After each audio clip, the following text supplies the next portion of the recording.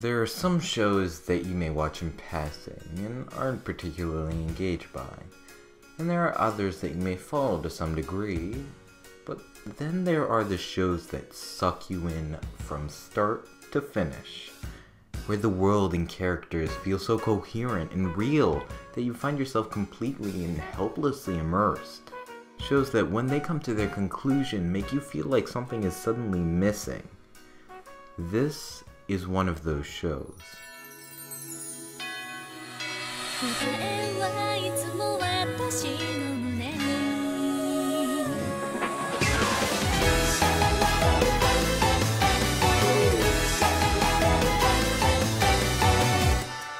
Hello everyone, Core here, and today I'm reviewing The Melancholy and Disappearance of Haruhi Suzumiya. Based on the insanely popular series of light novels by Nagaru Tanigawa, it spawned many spin-offs, but most notably received an anime with 2 seasons and a movie, of which I'll be talking about today. Please keep in mind that I have watched the series twice, both times in the chronological order, so my review will be based upon that. There really is no series that can quite compare to the feeling of wonderment that this one conveys to me.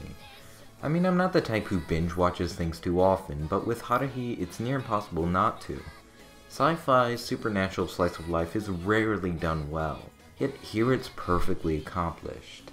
The mysterious aspect to the story for once has a pretty major effect on the progression, and the plot has a sense of depth to it. Heck, I could sing praises for how well it succeeds in making an engaging experience all day, but I won't because that would probably take really long to upload. Now, before I get sidetracked, let's cover what I consider to be the defining factor in Slice of Lives: the characters. The cast actually feels kind of small, sporting 5 mains, though really it's focused on only 2 of them in particular, and then there's the near non-existent cast of supporting characters, many of whom only make 1 or 2 passing appearances. For the entirety of the show, we follow Kyon, a completely normal high schooler who happens to befriend Haruhi, a girl who unknowingly possesses godlike powers, but from whom he and his abnormal club members must hide her ability. Kyon is the perfect character to have at the forefront. He's far off from the typical dull self-insert character, and is incredibly relatable. His snide remarks are the source of a lot of the show's humor, and Kyon's dialogue in general is phenomenally well written. He feels like a real guy, and his reactions and inner monologue are largely responsible for this. Kyon bears a great dynamic with our show's namesake, Haruhi Suzumiya. It's hard to say whether love to hate or hate to love would be the accurate term here, though I'd say both are somewhat applicable. Haruhi is a spoiled, self-important, jealous, bossy character, and yet somehow I loved her. Sure, she has her bad moments, but she has her good ones as well. Her imperfections gave her depth and made you want to watch her grow and progress. Next up is the ever-robotic Yuki Nagato, an artificial life form created by the Data Integration Thought Entity for interaction with humans. She, unlike most of her counterparts, is introverted and rarely shows any display of emotion or care. Yuki might seem like a disinteresting, dull character, but oh is she so much more. From the perspective of someone having finished it a second time, there are so many subtle nods and touches that very gradually develop her character, all of it building up to her brilliant role in the Disappearance film. Now we have the ever-mysterious Esper, Itsuki Koizumi. Despite being present often, he rarely ends up actually doing or saying much, due to the very nature of his character and the many requirements needed for the use of his powers. His sole purpose seems to be to put Kyon on edge, as well as providing the occasional confusing explanation to what's going on around us. There's not too much depth to him, though that is kind of the point. I can't hate him either, though, as he's responsible for some really funny lines, and one of my favorite moments in the entirety of the show. A theory that is contradictory in itself cannot begin to explain the contradictions inherent within it. This is what she means. Using our game as an example, notice that my king is in check by your rook. This is terrible. Oh, I think I'll run away. See that? Can you tell me what was contradictory about what I just did?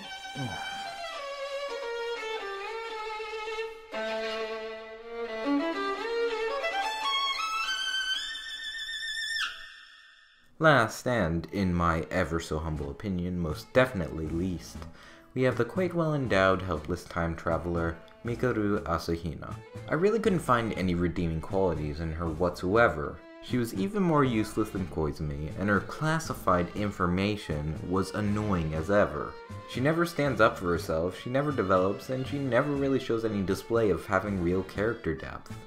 There is a particular event that takes place later on the show that shows she does eventually change, but this was simply told to the audience. We never actually see any of the development take place.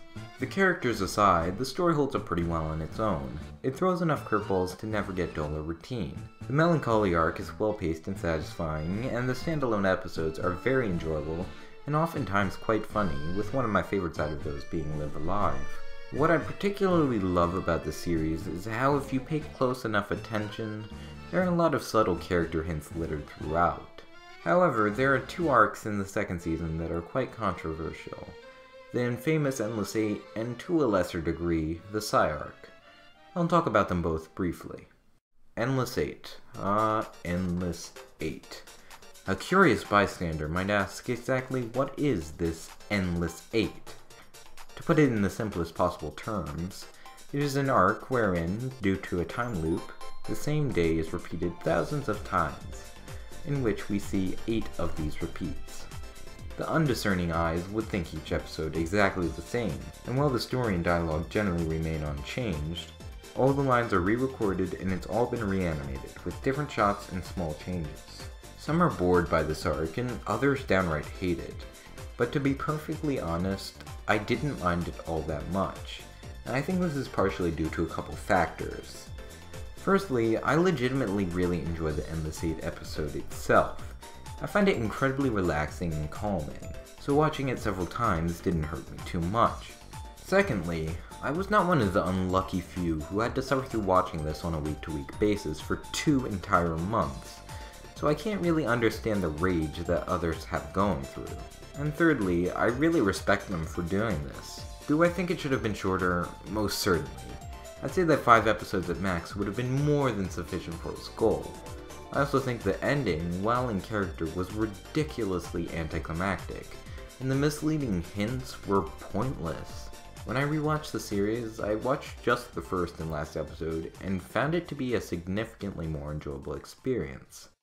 That said, enjoyable or no, I do believe that it is important to have watched Endless 8 in its entirety without skipping any episodes at least once.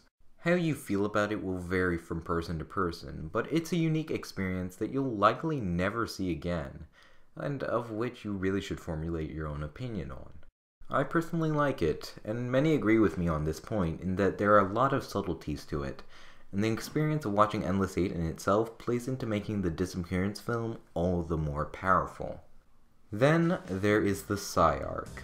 Haruhi and the group are going to make a movie, and it starts off as a typically fun and energetic arc, but gradually degrades into chaos.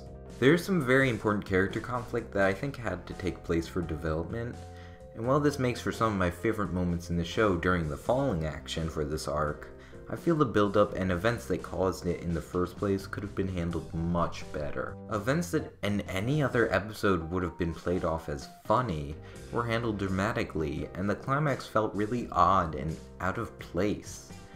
I do think the Sigh arc was necessary, but it was still very flawed. All of this builds up to the brilliant Disappearance film. It's really quite the experience, especially since it clocks in at over 2.5 hours, but I'd say it's for a good reason. It takes up a more methodical and slower pace than that of the show, but also gives an even bigger sense of depth and realism. While I would say that particularly for one rewatching it, in the first 2 hours or so, but more so in the first hour, there are quite a few moments where it feels like the story has slowed down or come to a halt, and other moments of secondhand shame that make me hide my face and pull myself out of the immersion. The second time around, there's no sense of mystery any longer to keep you fully engaged for those first 2 acts, so if you're watching it the first time around, I'd say to really cherish that. However, those final 40 minutes, much like Planet After Story's final episodes, are what makes the film. 40 minutes of brilliance that the movie and the series have all been building up to. The dialogue is phenomenal, the visuals stunning, the music perfect, everything blending together to create some of the most unforgettable moments in all of media. There is a reason everyone says Endless 8 is worth it, just for the movie. I say the build-up was slow, but I think the build-up is largely part of the reason that the final arc is so intense. With the story out of the way, let's discuss the animation for the series. It's done by Kyoto Animation, who I've come to love for their personalized and fluid character animation, and that's certainly prevalent here. They really make Haruhi's bubbly personality come to life, and they use a lot of interesting shot framing and perspective, be it for more comedic purposes like with Someday in the Rain, or for a more subtle touch like not showing Kyan's reaction to Koizumi's question in Endless 8. With Season 1 and 2, there's a fairly clear boost in the animation quality, which is pretty logical due to there being a 3-year break between the airing of them. The differences aren't major, but mainly consist of some more detailed animation and much better shading. The differences with the film, however, are pretty noticeable, though that should be obvious. The Disappearance was a theatrical film, and as such has a much higher level of quality. In the original series, there were moments of pure excellence where the animation was smooth and near flawless, such as the famous Level Eyes sequence, and the Disappearance is loaded with those, particularly during the climax, which is almost entirely that. It's even more detailed and crisp, and the use of lighting is spectacular, and overall it really helps to convey the atmosphere. My only issue I found was while it didn't stand out to me on my first watching session, now I noticed there's some use of CG in both the film and the show. Though it does look somewhat dated, oddly enough it somehow works, and I never found it too out of place. The sound as well contributes more than I'd expect to my enjoyment.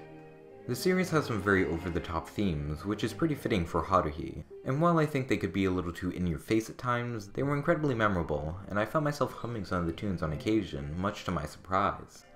There's a broad range of instruments used, which serves to distinguish each song on its own, and within the songs themselves they make use of a variety of different styles. A groovy trumpet, methodical piano, comedic drums, dramatic strings, and countless more. There's quite a bit of depth here, and it makes me very reminiscent of the Hey Arnold soundtrack, which was similarly jazzy and broad in range. And of course, you can't ignore the fantastic vocal songs. The OPs, the EDs, and as well, God Knows. All of them are fantastic. But my personal favorite is the very first opening, as it really encapsulates the aforementioned feeling of wonderment I love so much about Haruhi.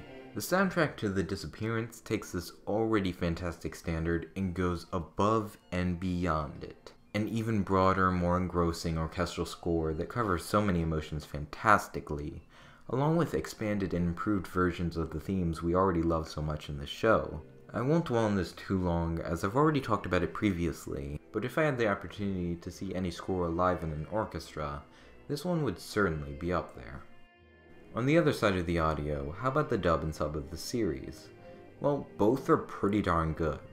Crispin Freeman did a fantastic job on Kyan, which is important considering how that's where most of the dialogue is coming from. He expressed a really nice range of emotions, and honestly is on par and perhaps even better than their original voice actor, Sugita Tomozaku. Wendy Lee did a good job as Haruhi, though you could definitely see that she improved as the show went on. And initially her speech was a little stilted, particularly during the first arc, but that issue was phased out pretty quickly. However, I don't think she can really compare to Aya Hirano's fantastic role. I really can't judge it too much as I don't speak Japanese, but I'm pretty sure about this. I did really love Johnny Young Bosch's interpretation of Koizumi, and I didn't have any particular problems with the fittingly robotic voice for Nagato. One voice I really disliked in particular was the dub voice for Mikaru. It sounded like she was trying to talk an octave too high for her range, and ended up whispering her lines, and it just made a character I already found annoying even more so. Overall, I would say the sub is better, but the dub is still good enough that if you like watching things dubbed, it's certainly worth a watch, even if only for Crispin Freeman. Haruhi is a franchise that's become insanely big, and for good reason. It's a roller coaster ride of craziness, and is one you certainly won't forget anytime soon. Unique and engaging, for all its flaws, it's still a fantastic adventure, and one I wouldn't recommend anyone miss out on. I give The Melancholy and Disappearance of Haruhi Suzumiya the conglomerate score of a 9 out of 10. My recommendation? A must-watch. Thanks for watching, be sure to like and subscribe if you enjoyed, and I'll see you all next time. Peace out.